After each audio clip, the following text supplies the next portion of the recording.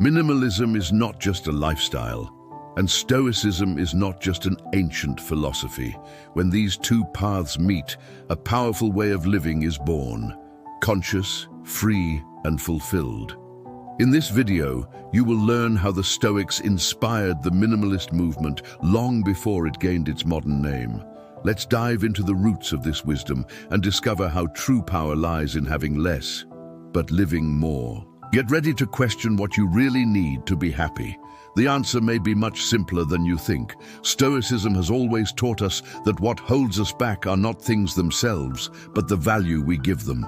Marcus Aurelius, emperor and philosopher, wrote in his Meditations that we should free ourselves from superfluous desires and pursue a life of virtue. This is essentially the same basis of minimalism. Living with what is necessary, eliminating the excess that only consumes our time, energy, and peace. When you get rid of the superfluous, be it material or emotional, there is room for what really matters. The Stoic does not give up pleasure. He simply understands that blind pleasure can be a trap, taking us away from reason and inner freedom. Modern minimalism may seem like an aesthetic trend: white houses, few pieces of furniture, organized closets. But its roots lie in the philosophy of life.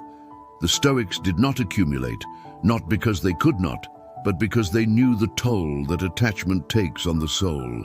Seneca, for example, was a wealthy man, but he lived as if he were not. He trained his mind to accept loss, sleeping on the floor and eating simple meals, even though banquets were available. This was not suffering, it was practice.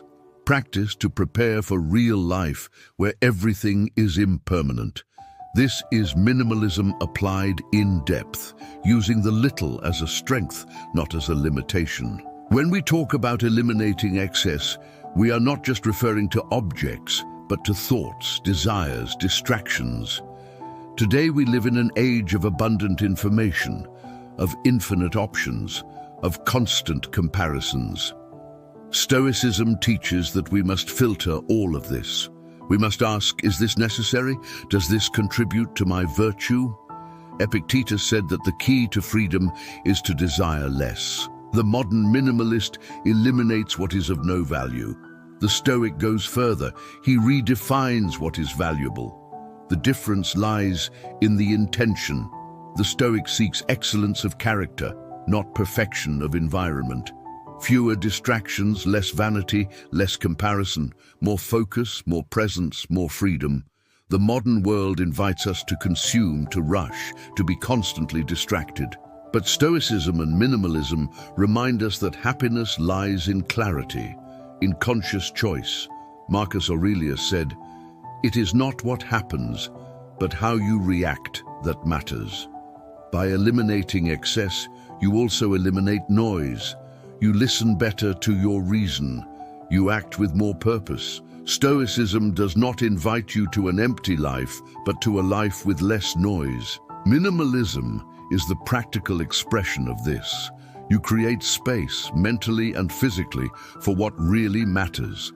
When everything around you is silent, you will finally listen to yourself. But how can we apply this today, in a busy life full of demands and responsibilities? The answer is simple, and at the same time challenging. Start small. Choose one area of your life to simplify. It could be a room in your house, your inbox, or even your calendar. Then apply the Stoic principle. Ask yourself what is within your control. Ask yourself what truly contributes to your virtue, your inner peace. When you eliminate the unnecessary, you reveal the essential. Minimalism is the external act. Stoicism is the internal foundation. One complements the other. Together, they build a lighter, more intentional life. The Stoics did not preach poverty, but freedom. And true freedom comes when you do not depend on external things to feel fulfilled. Seneca said, "He is poor who needs much." Modern minimalism reminds us, less is more. Both phrases point in the same direction. It is not about rejecting comfort, but about not being dominated by it. A Stoic can live in luxury without being corrupted by it, and a minimalist can have possessions without being defined by them. The point is not what you have, but how much it holds you back, and how much you are willing to let go in order to grow. Have you ever stopped to think about how much of your life is spent caring for, cleaning, organizing, or wishing for things you don't even need to have? The Stoic life provokes us to reflect on this. What is essential? What is noise? What is virtue? What is vanity? Minimalism, in this context, is almost a mirror of Stoic philosophy. Less distraction, more presence. Less external seeking, more internal clarity.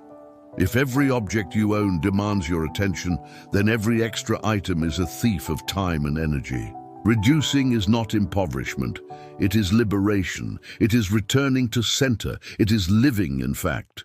Both paths, the Stoic and the minimalist, require courage.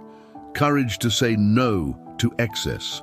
Courage to be different in a world that values accumulation, speed, appearance. The Stoic acts according to reason, and the minimalist walks according to essence. And when these two meet, you find a safe space to grow, reflect, and become someone stronger, more present, more free. There is nothing more powerful than someone who needs little to be at peace, because those who need little control a lot. This is the true, silent revolution of those who follow the less is more principle. If this video touched you in any way, subscribe to the Stoico Emerson channel. Here, each idea is a step towards a more conscious life. Leave your comment. What excess do you intend to eliminate today? Share it with someone who needs less to live more. And remember, it is not the many that make you free, but the essential. Until the next video,